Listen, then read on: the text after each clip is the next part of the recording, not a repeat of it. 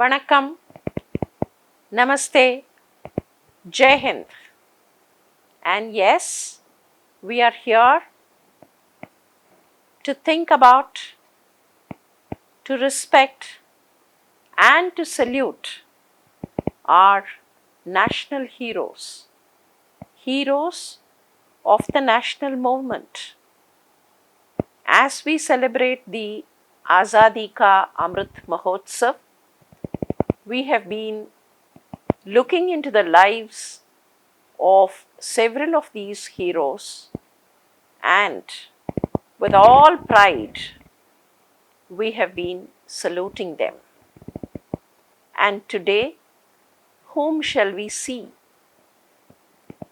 I shall rephrase the question a little and say, what shall we see?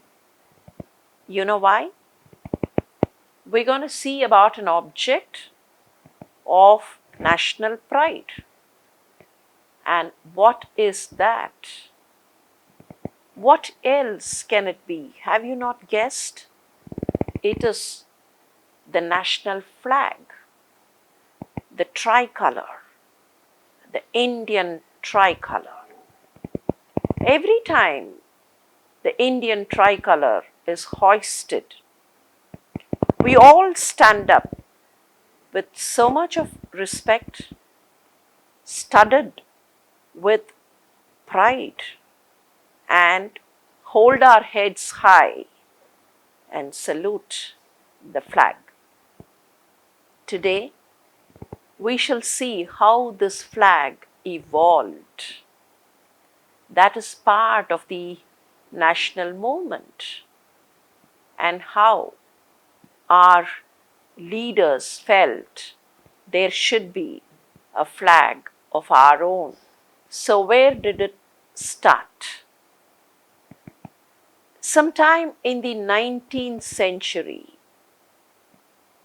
if we trace as to how things were, we get to understand that there were lots of princely states and samasthanams, and many of these princely states had some kind of an insignia of their own. Similarly, smaller zones, smaller states, they had their own kind of exhibiting their valor and features of goodness. There was no national flag as such. There was no need for that. And every ruler had some kind of an insignia, which, when kind of told or exhibited, meant that that ruler had given the authority. It so happened that when the national movement picked up, people felt there should be one single flag representing all of us, so that whenever we see the flag, we know we are united. But again, it's a paradox that a nidus for this started with the action of the British authorities. The British authorities wanted to kind of give a representation to the Indian part of the British Empire. That became necessary when they had some kind of a conglomeration of the so-called British Empire, and in that big group, they wanted to show India, the undivided India, or the Indian subcontinent as they called it, to be shown as a part.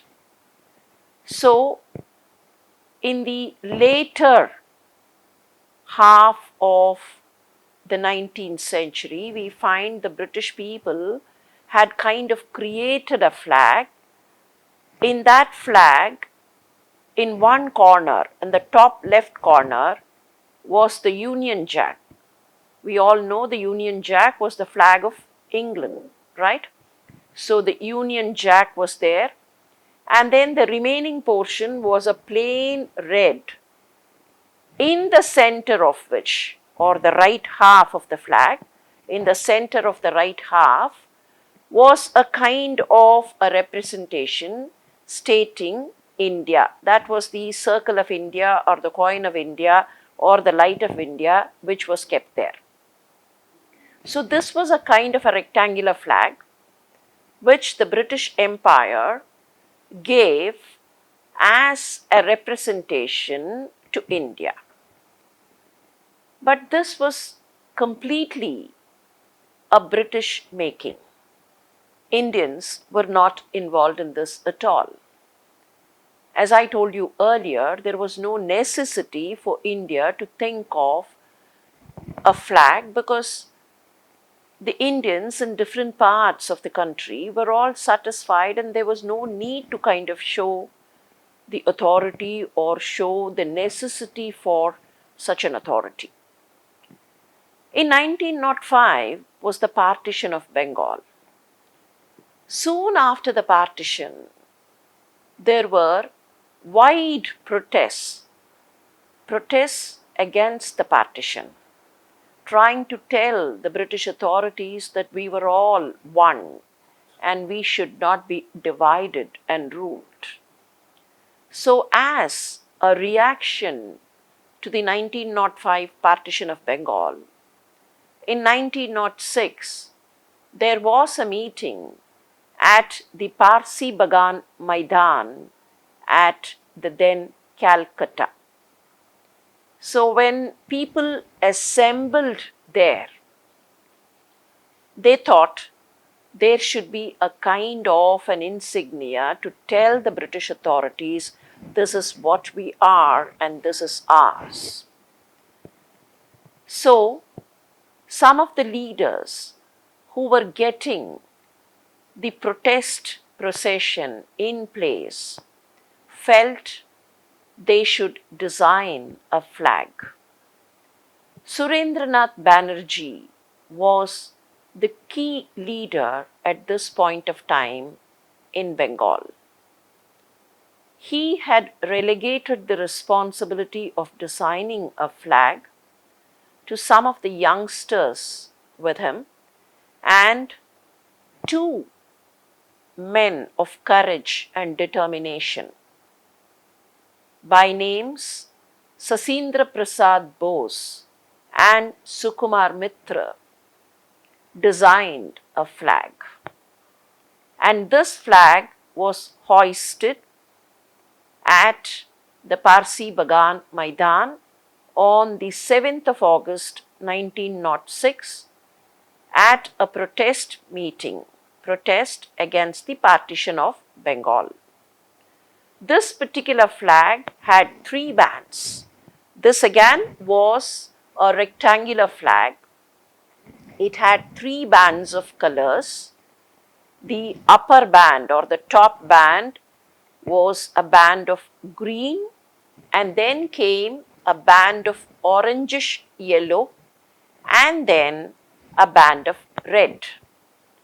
Now, this was specifically designed to tell the British that the Hindus and the Muslims of this land lived in harmony and peace. And to show the Hindu-Muslim unity, the two colors of green and red were chosen. Green as a mark of respect by the Muslims and red as a mark of respect by the Hindus. We all know the Muslims hold the green color at a higher pedestal and Hindus hold the red color, the color of faith and courage, at a higher altar. So these two colors were chosen, And then in the middle band of the orangish yellow, Vande Mataram was written in the Devanagari script. The green band also had 8 lotus flowers, indicating the presence of 8 provinces in the country. If we go back and trace the history a little, to start with, the British East India Company established some trading centers across the land. And these trading centers were mostly in coastal areas, and slowly the 3 coastal areas of Madras, Calcutta, and Bombay were developed into 3 major trading centers, and slowly these areas expanded into the presidencies, the Madras Presidency, the Calcutta Presidency, and the Bombay Presidency. However, after the 1857 Indian Rebellion, when the British king took over the reins, in other words, when the power shifted from the hands of the British East India Company to the British king himself, or to the royalty of Britain, 8 provinces were in existence in the country. So, to represent these 8 provinces, there were 8 lotuses in the flag. All people of all the provinces are one and the same, and we are united, was the message that these 8 lotuses were supposed to indicate. And this was a kind of a protest in one single voice against the partition of Bengal. Surendranath Banerjee had guided the youngsters to design this flag, and the letters Vande Mataram were written in blue color. So this gave a kind of a wholesome representation to all the people of the land, and they all stood up together and said, "We as Indians demand independence." So this was the first flag, we can say, as per the available records, the first move towards the evolution of a national flag. Of course, this flag also had the images of sun and moon. In the lower red band were the images of sun and the moon. The moon was represented by a crescent. We can understand the images of the sun and the moon also were indicators for Hindu-Muslim unity. Subsequently, we do find some kind of attempts here and there to develop a flag. Enthusiastic people were trying to develop the images of varied kinds of representations and were trying out varied kinds of flags. But basically, if we see all the records which are available of those times, 3 major colors were represented. There was some patch of red, there was some patch of green, and some patch of blue. Sometimes bands of yellow or bands of orange were also added. But most of these flags, which people were developing at different places and different parts of the country, most of these flags had Vande Mataram in Devanagari script, either in the top band or the middle band. And uniformly, the images of sun and the moon were represented. And of course, again, to represent the 8 presidencies or the 8 provinces, there were either 8 flowers, either 8 lotus flowers, or some kind of, flowers, like you have 5 petals around a central area, a kind of an illustration to show a flower. So there were 8 blotches of flowers, or there were 8 stars, either 6-pointed stars or 5-pointed stars. There were 8 stars. So 8 provinces were represented, Hindu-Muslim unity was indicated, and somewhere the sanctity of the land was also proclaimed. The next flag in order was the one which Sister Nivedita attempted to design. Sometime in 1906, Sister Nivedita tried designing a flag for India. She called it the flag for Indian Swaraj, and this flag had the image of a thunderbolt in the center. And surrounding the thunderbolt, the letters Vande Mataram were written, and 108 oil lamps, the small little lamps that we all light during Deepavali or some kind of a lamp festival, where you have small little oil lamps, we put in oil and then put a wick and light, right? These kind of oil lamps, 108 oil lamp images were at the periphery of the flag. This is what Sister Nivedita designed and gave us. Of course, in 1907 came another landmark situation. 1907, we can remember, many Indian leaders were in London. Vinayak Damodar Savarkar, Madam Bikaiji Kama, Varahaneri Venkata Subramanya Iyer, T.S.S. Rajan, why even Mohandas Karamchand Gandhi for some time this way, that way, were all in London. And in London was the India House.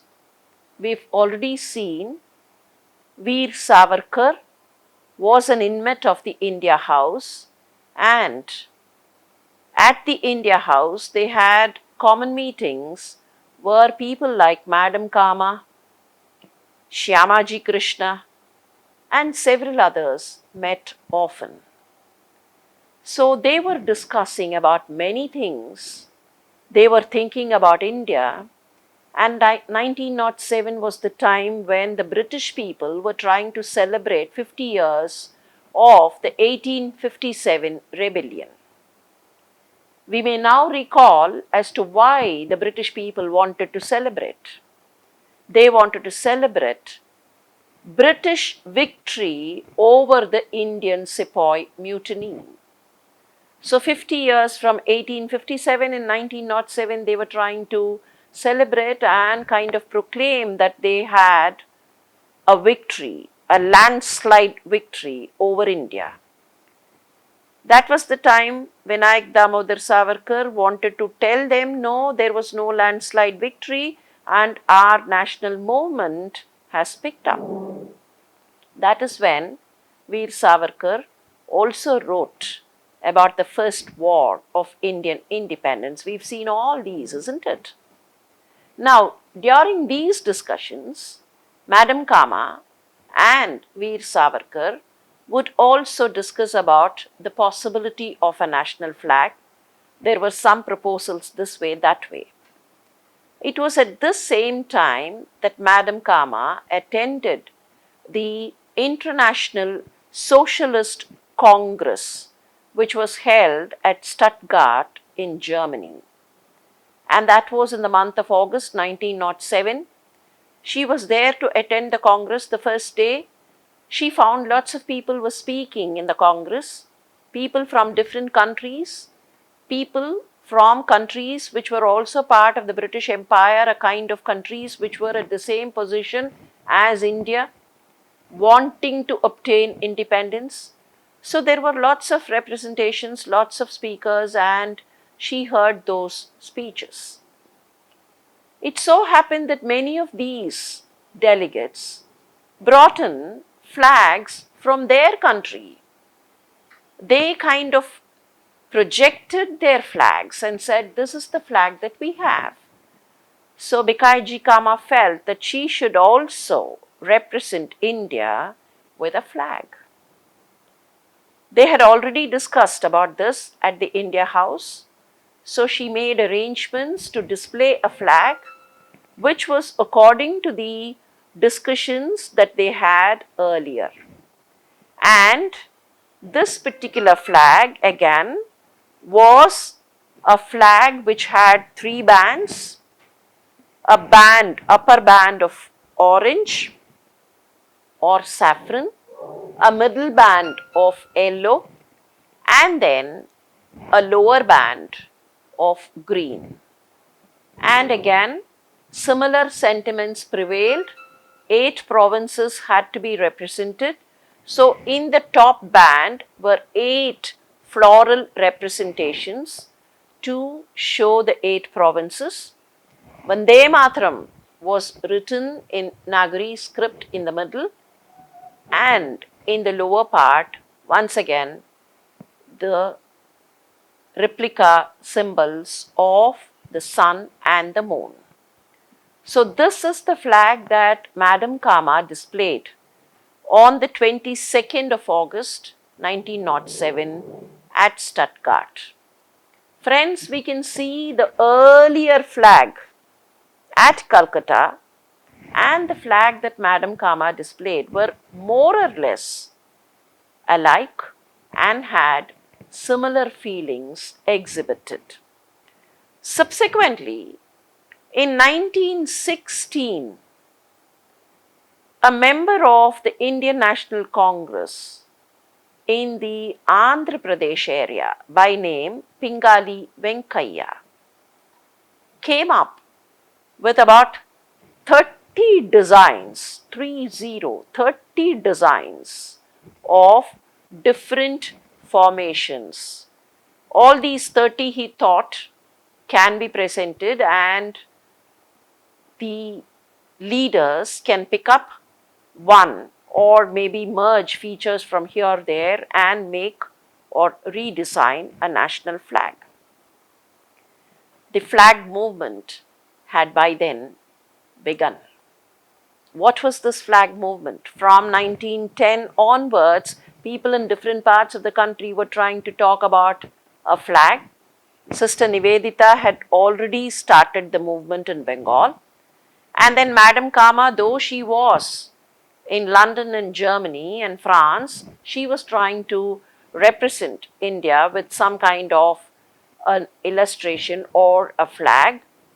And slowly, in different parts of the country, in the different provinces also, a flag movement had picked up. It was because of this flag movement that some of the leaders were talking about that Pingali Venkaia wanted to design a flag. So he put forth his creativity and imagination and came up with 30 different models. But there was impetus on several other things.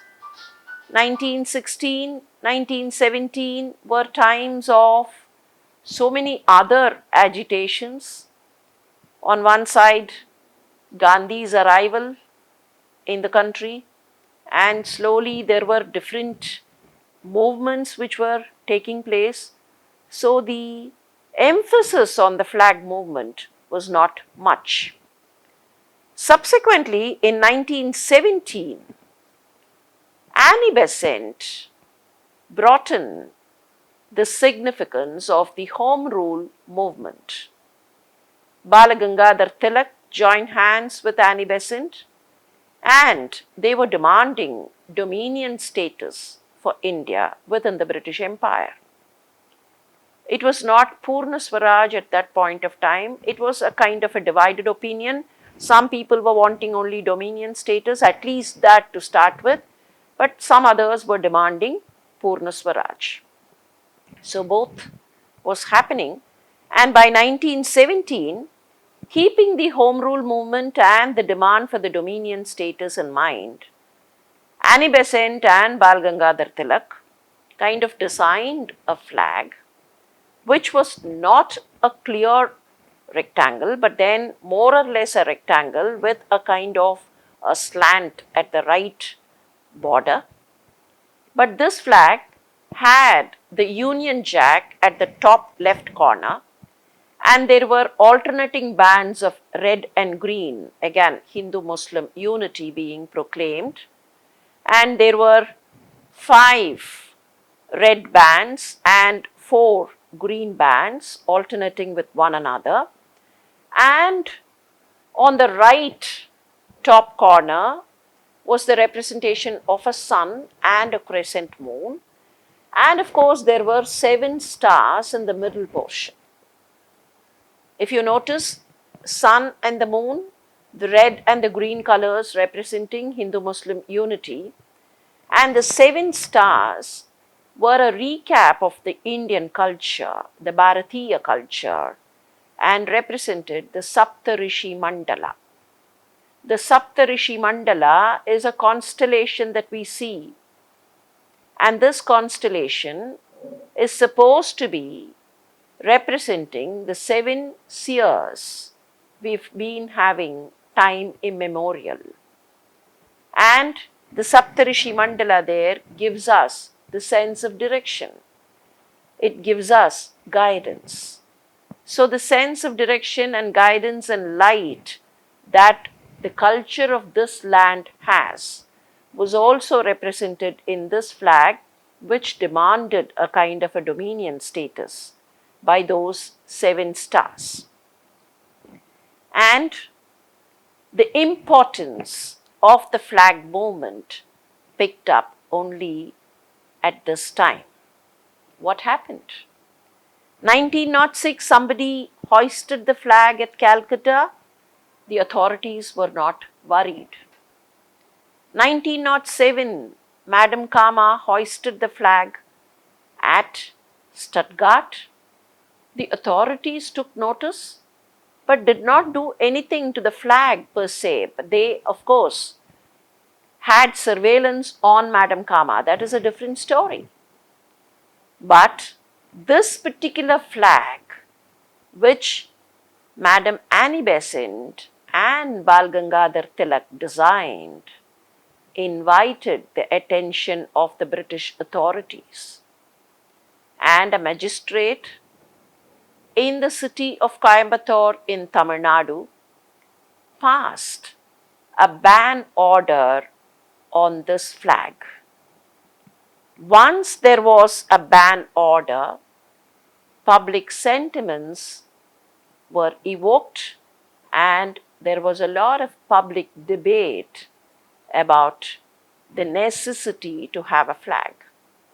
So, slowly the Indian public were becoming aware that they should have a flag of their own.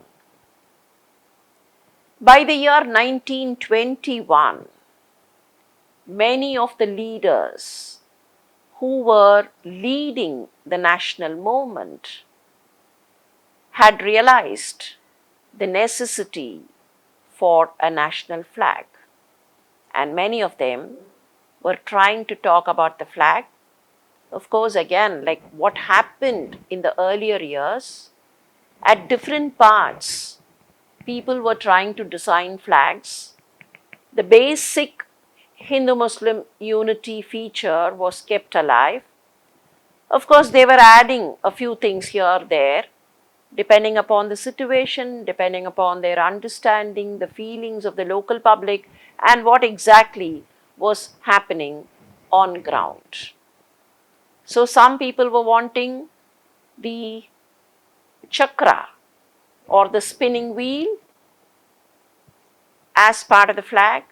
Some people were saying Union Jack should still continue, and some people were saying this color, that color, and so on.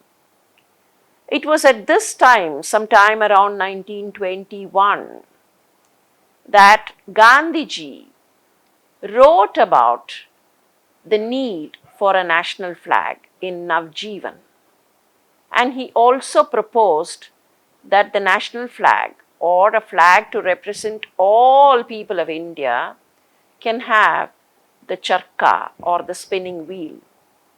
In fact, the idea of having charkha in the national flag was not directly Mahatma Gandhi's, but then it came from Lala Hansraj, which was, of course, taken and endorsed by Mahatma Gandhi. Gandhi also proposed that there could be red and green bands, as what was happening earlier, the red and the green bands to represent the Hindus and the Muslims.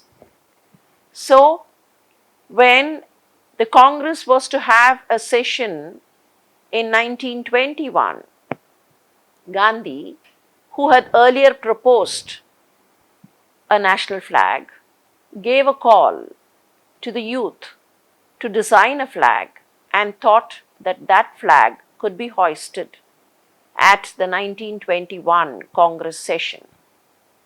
Taking Gandhi's cue, and with earlier experience of having designed about 30 models, Pingali Venkaia came up with the design of a national flag. He put in two colors, the colors which had been advocated by many of the leaders, a green band and a red band.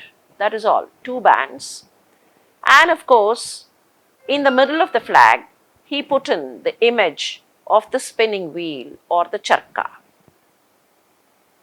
It so happened that the flag, though designed, could not be directly brought to the 1921 Congress session.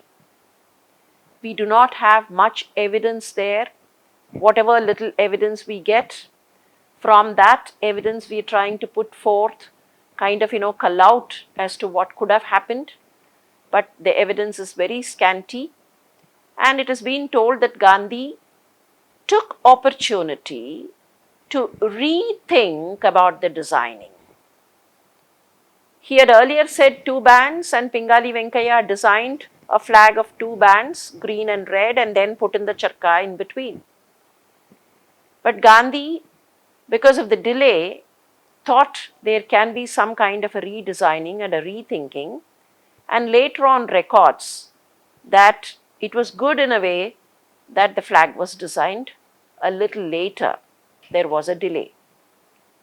So what was Gandhi's rethinking?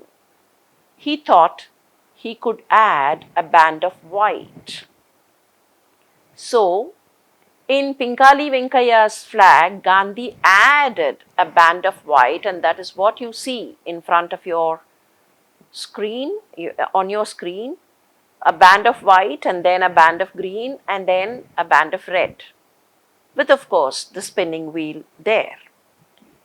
Now, this particular flag was subsequently used at different places, and we find when in 1923 there was a procession in Nagpur, a procession to kind of observe the anniversary of the Jallianwala Bagh massacre which had happened earlier. On the 13th of April 1923, this representation, this flag with three bands and the charkha, which had been designed by Pingali Venkaia and modified by Mahatma Gandhi, was carried by the protesters. Of course, when the procession was taken out, there was a lot of confrontation and there were, of course, arrests. The protesters were arrested. So now there was talk about the flag being carried, and the flag movement picked up further momentum. When people saw the protesters being arrested and the protesters were having the flag in hand, that kind of made others get attracted to the issue, discuss as to what that is, and discuss about the necessity for a national flag. In the same year, on the 1st of May, that is 1923, 1st of May, mind you, the Jallianwala Bagh re-observation was on the 13th of April, so within about the next fortnight or so, Jamnalal Bajaj started a flag satyagraha. We all remember Jamnalal Bajaj, who was usually called the fifth son of Mahatma Gandhi. Jamnalal Bajaj started the flag satyagraha, and this drew more attention. Attention from the British authorities and, of course, attention from the Indian masses too. So everybody started talking about the national flag, what could go into the national flag, and whether we should have one or not, and the necessity to hoist the national flag at events of national importance. So by 1923, the need was clearly understood. Jawaharlal Nehru and Sarojini Naidu insisted on designing a flag of our own. Sardar Patel spearheaded the flag movement across various parts of the country.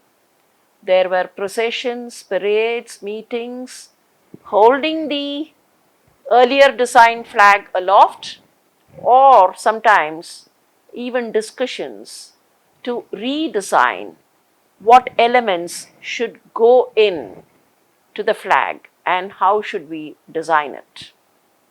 The importance of all these meetings and discussions is that the British authorities now felt that they should curb these discussions. Why? Because they understood the hoisting of a flag goes with the sentiments of the people and in a way unites the Indian masses together. So, when Sardar Patel was conducting some of these meetings, when Sarojini Naidu was voicing her favorable opinion towards it, and when Pandit Nehru was trying to get coordinated efforts, the British authorities were trying to curb the discussions and the meetings, in a way trying to threaten the local bodies like the local municipalities, local councils, and so on, trying to threaten them, saying that they would not be given funds, they would not be able to carry out welfare measures if there are no adequate funds, and the local members would all be arrested on sedition. So slowly, the flag movement, on one side with positive support from the leaders, and on the other with a kind of a negative opposition from the British authorities, grew up larger and wider. So, at some point, a Swaraj flag was designed. Sometime between 1923-24 to 1931, the flag movement was gaining momentum here, there, and the Swaraj flag was designed. By 1931, the Swaraj flag had come into existence. And this Swaraj flag, more or less a replica of what we see today as the national flag, was designed with three bands. The white band had come to the middle. Instead of a plain red band, it became a saffron band or the orange band, and then the lower was the green band. And in the middle, of course, the spinning wheel was retained in blue color, blue on the white band. So the spinning wheel in the middle and the three colored bands and a rectangular form. So this became the Swaraj flag. flag or the symbol of independence. The Swaraj flag was accepted by the sessions of the Indian National Congress, and at several sessions the flag was hoisted as the flag or the tricolor of Indian independence. Of course, when the talks for according India its own Swaraj and independence started, there were discussions about a flag, and Lord Mountbatten even gave the proposal of a flag for India. In fact, we should now go back a little in history and remember the name of a governor of the Madras Presidency. The governor's name is Lord Ampthill. Why should we remember the name of this man? Britain was planning to celebrate a Kingdom Day. Of course, they did celebrate for a few years. A Kingdom Day. A Kingdom Day meaning the Kingdom Day or a day to celebrate the British Kingdom. Remember, many of the Britishers took pride in saying the sun never set in the British Kingdom because the British Kingdom was so far and wide that the sun was seen at some part of the kingdom all through. However, when they wanted to celebrate the Kingdom Day, Lord Ampthill made a remark and sent appropriate letters to various British authorities. He said, "You want to celebrate a Kingdom Day, and I do find what all you have displayed, but there is no flag for India. I'm not able to understand if India is not appropriately represented. The entire India is not represented. Please remember, there is no kingdom at all because the entire British Kingdom, most of it is Indian subcontinent, and the contribution from India is so great."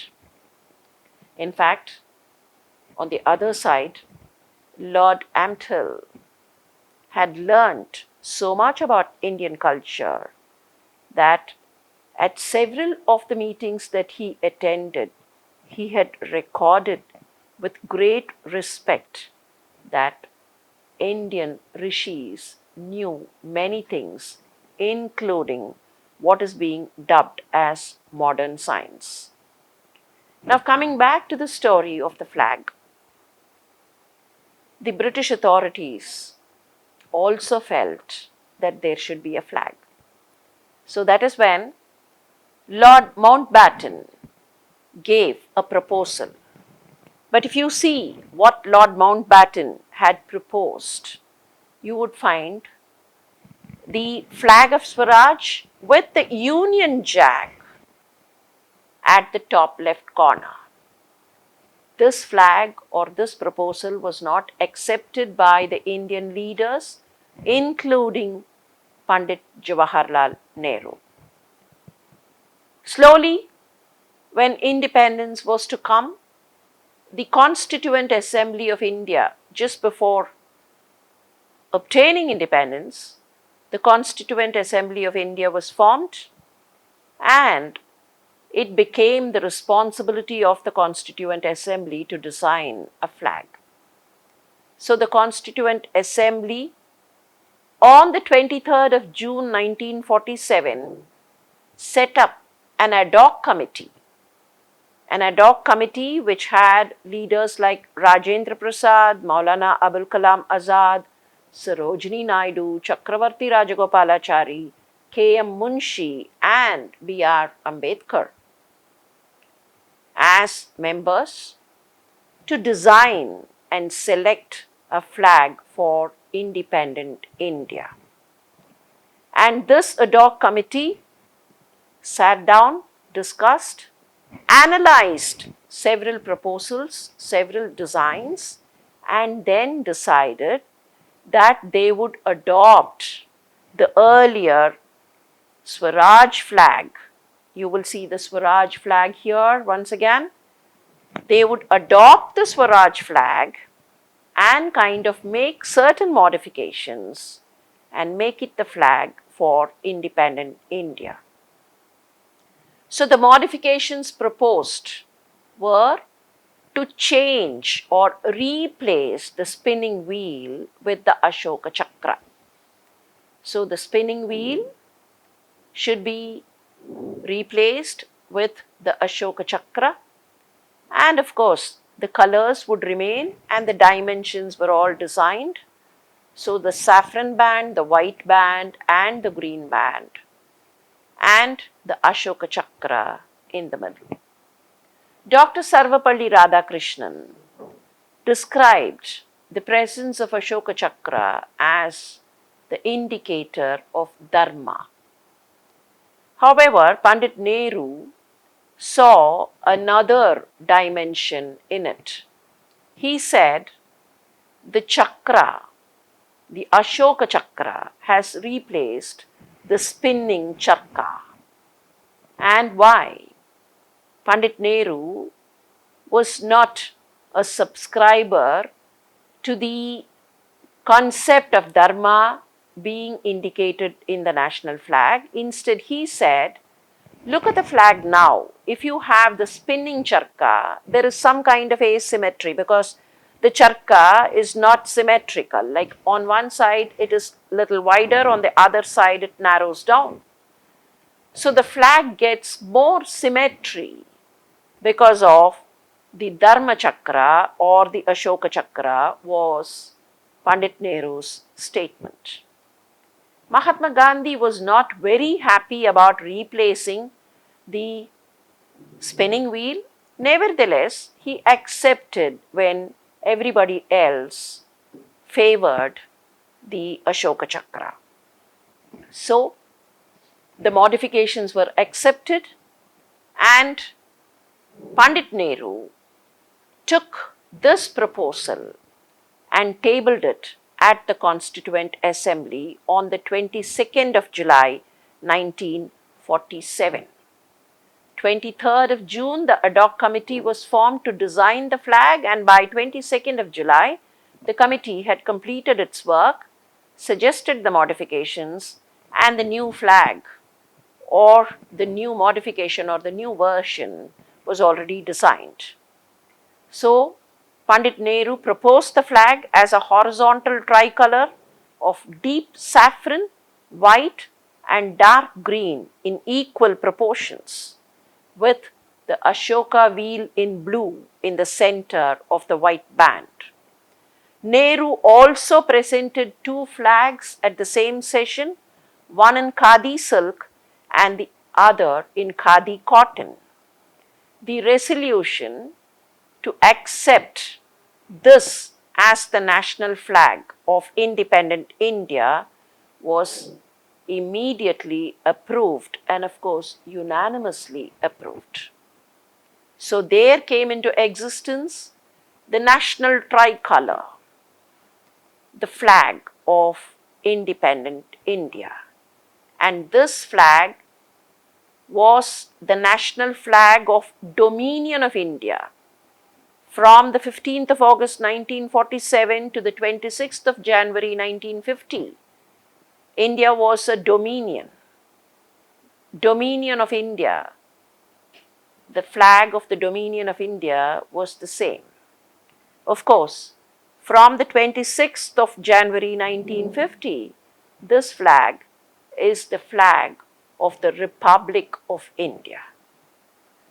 And now on the screen you find the postage stamp which was issued soon after independence, a postage stamp which displays the national flag. We obtained independence on the 15th of August 1947, and by November 1947 this stamp had been issued with a specific directive that this stamp would be used for international